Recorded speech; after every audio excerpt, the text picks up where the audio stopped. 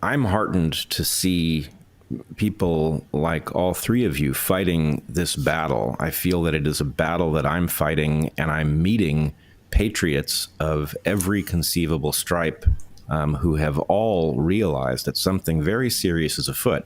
And I think the quickest route to that recognition is the idea that we are looking at orders that any reasonable person can determine are immoral.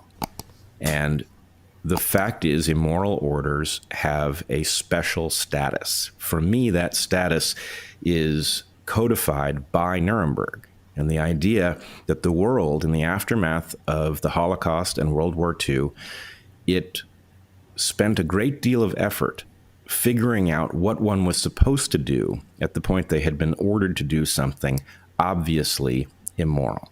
And the answer is you are supposed to reject the order. So this is a matter that stands above the chain of command. In fact, it is a check on the chain of command. Now, the modern context is clearly very different, but any time Nuremberg is in play, I believe it's an all-hands-on-deck moment. Right? If Nuremberg is in jeopardy, if we're going to forget those lessons, then we are in danger of a new tragedy of history, which undoubtedly will not look like any of the previous versions. But we simply do not want to allow, we cannot allow anything to be added to the list of great tragedies. And this is our warning sign. So interesting that you as a young lawyer encountered immoral orders, and that must have been quite bewildering to be dealing with, effectively the top legal concern at the early part of your career. Yeah, and I think the other interesting thing was that the research quickly led me to conclude that, and this may this may bum you out, in the aftermath of Nuremberg, but this has been constant. Nonstop for all that we prosecuted the folks at Nuremberg. There was 3 of the charges against some of the doctors were dropped. They actually were able to defend themselves on some of the charges. The idea is that Nuremberg was based on the idea of international common law. And so the Allied forces were prosecuting the Germans and said this was clearly outside the pale, beyond the pale. And some of the German doctors who were like, wait a minute, you guys have been doing this the whole time. There is no international common law. The British have been doing this at Port and Down. You've been experimenting on your own troops. And of course, we had been flashing. We'd been doing, there were the atomic veterans.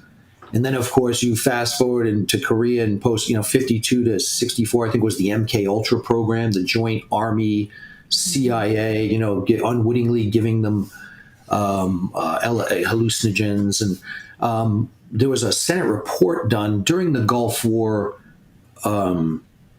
when Congress really got involved and started holding some hearings in the mid-90s.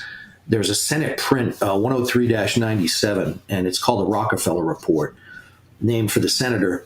But it's called something like 50 years of experiments on veterans or something like that. And it was a look, and it had testimony from all these World War II veterans who had been silenced. And that's part of the problem with the military, is, and John and Olivia can certainly talk to this, is, the military can make you sign documents, classify things, and say you can't talk about this. And so the very people who are being harmed and having, what amounts to war crimes conducted on them, the man break tests with mustard gas. I mean, there's terrible things documented in there.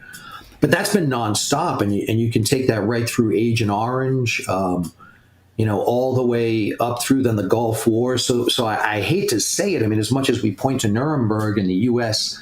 likes to point fingers at other countries, our record of living up to those ideals has been just about non-existent. All right.